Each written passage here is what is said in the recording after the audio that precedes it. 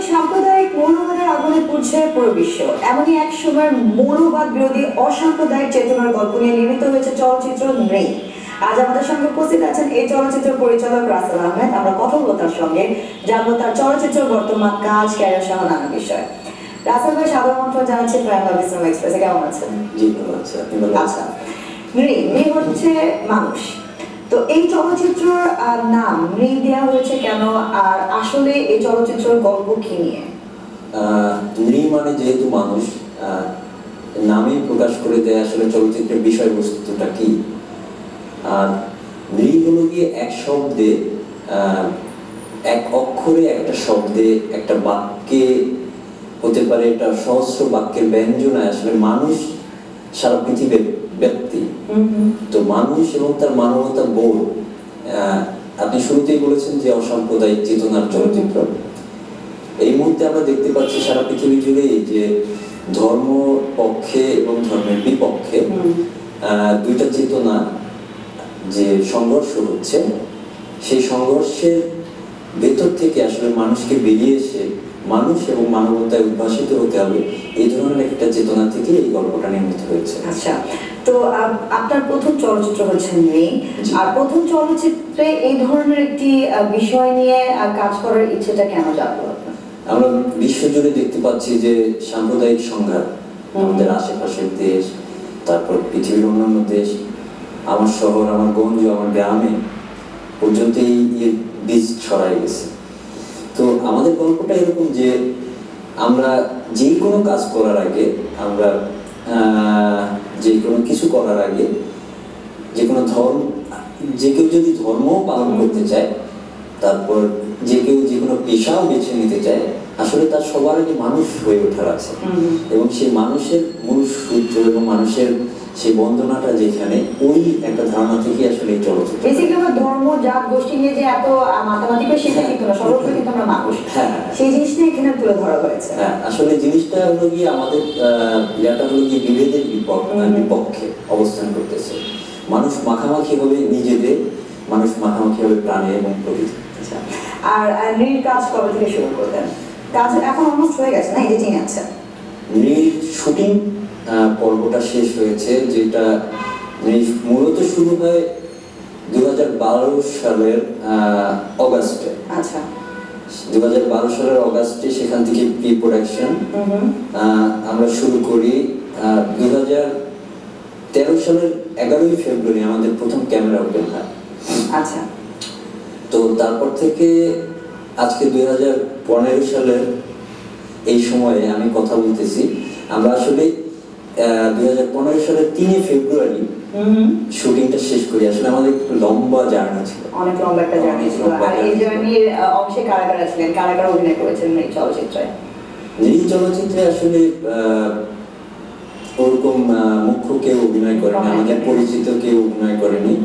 এখানে অভিনয় করেছে তারা অনেকেই নতুন। আমি যেরকম মানে নতুন একজন পরিচালক, আমার প্রথম সিনেমা, এবং এই চলচ্চিত্রেও আমরা নতুন আর্টিস্ট। কোনো ধরনের সমস্যার সম্মুখীন হয়নি? কারণ দেখা যেত যে থাকে যে টিআরপি বা একটা প্লাস পয়েন্ট হিসেবে কাজ করে, কিন্তু চলচ্চিত্রে যদি প্রমিনেন্ট কোনো একটা চেহারা যদি নিয়ে কাজ করতেন আপনি, তো কি কোনো ধরনের সমস্যার সম্মুখীন কি হয়েছেন? হ্যাঁ, টিআরপি বা আর ক্ষেত্রে বলা যায় যে বাজারি চাহিদা। হ্যাঁ, তো বাজারি চাহিদার বাইরে এই দেশে বা সারা পৃথিবীতে একটা বিকল্প ধারা আছে। তো এই চলচ্চিত্রকে আসলে আমরা এরকম টিআরপি বা বিকল্প ধারার থেকে আমরা আসলে একটা স্পেসিফিক গল্প নির্মাণে উদ্যোগী হয়েছি, যে কারণ এটা আসলে চেতনার বোধ থেকে আসা একটা বিষয়।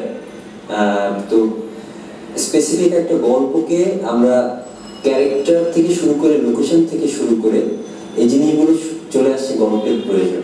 আচ্ছা, হ্যাঁ, এই জন্যই আমরা গল্পটাকে প্রাধান্য দিয়ে গল্পটা ফুটিয়ে তোলার জন্য আমরা আসলে অন্য কোনো দিকে তাকাইনি যে আমার অমুক স্টার একজন আর্টিস্টকে আমাকে পিক করতে হবে, অথবা এইভাবে আমাকে প্রমোশনাল অ্যাক্টিভিটি করতে হবে। আসলে আমরা গল্পেই নিবিষ্ট ছিলাম, যেহেতু 2 বছর ধরে। আর গান নিয়ে জানতে চাই, কয়টি গান আছে? নেইতে 6টার উপরে গান আছে, মানে উপরে বলবো একটা খণ্ডিত গান আছে। আচ্ছা, মানে যেটা আসলে 6 মিনিট এরকম। তো গানের বিষয়বস্তুটা আমি বলবো, গানের এখানে আমাদের যে গানগুলো, এই গানগুলো এই অঞ্চলে হাজার বছরের, যেমন আমরা শুনেছি যে ধান বানতে শিবের গীত, কিন্তু আপনি কি জানেন যে শিবের গীতের একটা উদাহরণ জানেন না? আমরা নৃত্যে এরকম একটা শিবের গীতের উদাহরণ দিয়েছি। আমাদের মাজারে যখন আমরা গিয়েছি তখন ইমাম হোসেনের উপরে ওখানে গজল হয়েছে। তো এরকম মানে এই অঞ্চলেরই হাজার বছরের কিছু গান যেগুলো পথে প্রান্তরে ছড়ানো ছিল, সেগুলো সংগ্রহ করে আসলে নৃত্যে সমৃদ্ধ করা হচ্ছে গান। আচ্ছা, এই চলচ্চিত্রটি যেহেতু আপনার প্রথম চলচ্চিত্র, ডেফিনেটলি আপনার অনেক হৃদয়ের কাছে, কিন্তু বলা যেতে পারে যে আপনার প্রথম সন্তানের মতো হতে পারে। তো এই চলচ্চিত্র তৈরি করার সময় কোনো ধরনের প্রতিবন্ধকতার সম্মুখীন কি হয়েছে?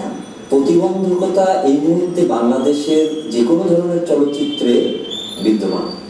আচ্ছা।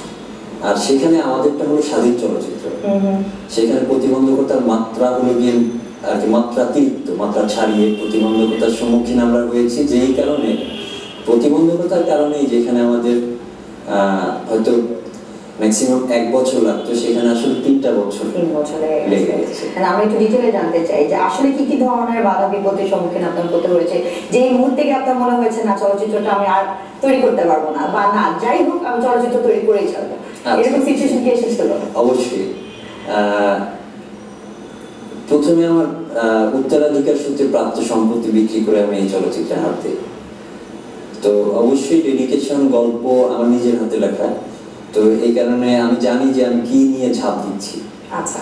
এবং সময়টা কিন্তু বৈশ্বিক চলচ্চিত্র কি অবস্থায় আছে, সেখানে বাংলাদেশের চলচ্চিত্র কি অবস্থায় আছে, আমার পাশের দেশের চলচ্চিত্র কি অবস্থায় আছে, এবং কোন চলচ্চিত্র কি রেজাল্ট বের করে আনতেছে, এটা আমি খুব ভালোভাবে দেখেছি। অনেক চিন্তা ভাবনা করে এটা আমি প্রথম লগ্নি করে আমরা 2 লট শুটিং পার্ট শেষ করি। 2 লট শুটিং পার্ট শেষ করার পর ওইখানে টাকাটা শেষ হয়ে যায়। আচ্ছা। শেষ হয়ে যাওয়ার পরে এটা থেমে যাওয়ার উপক্রমটা স্বাভাবিকভাবে, অর্থের অভাব, মানে মূল প্রতিবন্ধকতা আসলে হ্যাঁ। তো থেমে যাওয়ার পরে আমরা আসলে সামাজিক গণমাধ্যমে এই চলচ্চিত্রের ভেতরের কথাগুলো নিয়ে আমরা প্রচারণা চালাই এবং বিভিন্ন মানুষের কাছে আমরা এই জিনিসটা সম্পর্কে বলি। তো আমরা দেখেছি যে অনেকেই নেই এই ধরনের স্বাধীন চলচ্চিত্র প্রচেষ্টার পাশে, কিন্তু আবার সত্যিকারের আশাবাদী কথা আবার অনেকেই আছে। পৃথিবীর বিভিন্ন প্রান্ত থেকে মেয়ের জন্য আমাদের কাছে ফান্ড এসেছে এবং আমরা শেষ পর্যন্ত 2 বছর পরে হলেও সমস্ত প্রতিবন্ধকতা কাটায় মানুষের চলচ্চিত্রের জন্য মানুষের কন্ট্রিবিউশনই আমরা চলচ্চিত্রটা শেষ করতে পারছি। আচ্ছা, একজন পরিচালক হিসেবে আপনি কোন জিনিসটিকে সবচেয়ে বেশি প্রাধান্য দেন? কাহিনী, চিত্রনাট্য, নাকি অন্যান্য আদার যে বিষয়গুলো আছে সেগুলোকে?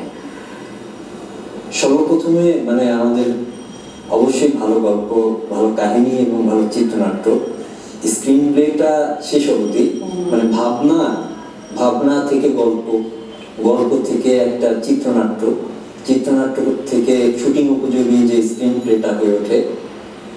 আমি মনে করি যে আমাদের এই অঞ্চলে প্রচুর মানে শিক্ষিত স্ক্রিন প্লে শেষ অবধি একটা শুটিং উপযোগী খুবই দরকার।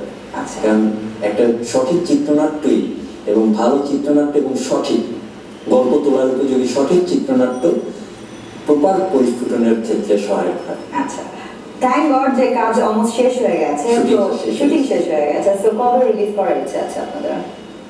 আমাদের মুক্তি দেওয়ার ইচ্ছা আছে হলো গিয়ে এবছরের বিজয়ের মাসে, যদি আমাদের সবকিছু ঠিকঠাক থাকে। আর নৃত্যের কোনো আন্তর্জাতিক চলচ্চিত্র উৎসবে নিয়ে যাওয়ার ইচ্ছা আছে কি? অবশ্যই, কারণ বাংলাকে আমরা মানে পৃথিবীর বুকে ছড়াতে চাই। এটা একজন বাংলাদেশী হিসেবেই আমারও ইচ্ছা যে নৃত্যে আমি আন্তর্জাতিক ফেস্টিভ্যালগুলোতে নিয়ে যাই। আমাদের বাংলাদেশের চলচ্চিত্র মাঝখানে ছিল যে শিল্পী সংকট ছিল, তারপর হচ্ছে যে আমাদের ভালো গল্প ছিল না, ভালো নির্মাতাদের অভাব ছিল, এখন হচ্ছে জাস্ট দর্শকের সংকটে আমরা ভুগছি, ভালো হল নেই। যেইভাবে তরুণ নির্মাতারা এগিয়ে আসছে, নতুন চেহারা আমরা দেখতে পাচ্ছি, আপনার কি মনে হয় যে আমাদের বাংলাদেশে যে চলচ্চিত্র আছে সেটা আগামী 5 বছরে এটির ভবিষ্যৎ কি হতে পারে? বাংলা প্রাণ দামাল প্রাণ, বাংলায় দামাল প্রাণ কিছু শক্তি আছে, কিছু এরা এগিয়ে আসতেছে। হ্যাঁ, আমি এর মধ্যে আশাবাদী যে এরাই একদিন মানে নিজেদের প্রচেষ্টায় আবার এই সমস্ত নিম্নগামী গতিটাকে, আপনি গ্লাইডার দেখেছেন, গ্লাইডিং, আকাশে গ্লাইডিং যখন করে ও নিম্ন গতিকে ঊর্ধ্বগতিতে তুলতে এই টেকনিকটা করে গ্লাইডাররা শত শত মাইল পাড়ি দিচ্ছে। তো আমরা যদি গ্লাইড মানে শোককে শক্তিতে রূপান্তরের কথা আমরা উদাহরণ হিসেবে শুনে থাকি, তো আমাদের এই নিম্ন গতিকে কাজে লাগিয়ে আমরা কিন্তু ঊর্ধ্বগতিতে যেতে পারবো। কারণ বাংলার দামাল ছেলেরা যদি সচেষ্ট হয়, প্রপার চলচ্চিত্রায়নে মানে অনেকেই এগিয়ে আসে এবং গভর্নমেন্টের পৃষ্ঠপোষকতা থাকে, তাহলে এই চলচ্চিত্র বিশ্ব কাঁপাবে, আমি এটা বিশ্বাস করি। আমরা এই ধরনের ডেডিকেশন চাই, বিকজ এই ধরনের ডেডিকেশন নিয়ে যত নির্মাতারা এগিয়ে আসবে, আই হোপ অত সুন্দর সুন্দর চলচ্চিত্র আমরা হলে দেখতে পাবো। আর হল একটা থাকুক দুইটা থাকুক, দর্শক কিন্তু হুমড়ি খেয়ে পড়বে ওই ধরনের চলচ্চিত্র দেখবার জন্য। এই আশা ব্যক্ত করে আমাদের আজকের এই আড্ডা এখানে শেষ করছি রাসেল ভাই। তো দর্শকদের উদ্দেশ্যে যদি আপনার কিছু বলার থাকে। দর্শকদের উদ্দেশ্যে একটা কথাই যে দর্শক আপনারা, আমি জানি, আমি বিশ্বাস করি যে আপনারা সব সময় আছেন ভালো সিনেমা দেখার জন্য, ভালো ছবি দেখার জন্য। আপনারা সবসময় মুখিয়ে আছেন, হয়তো আমরা দিতে পারছি না। আপনারা পাশে থাকেন, আমাদের সরকার পাশে থাকুক, আমরা আপনাদের জন্য ভালো সিনেমা নিয়ে আসছি। ধন্যবাদ। Thank you very much.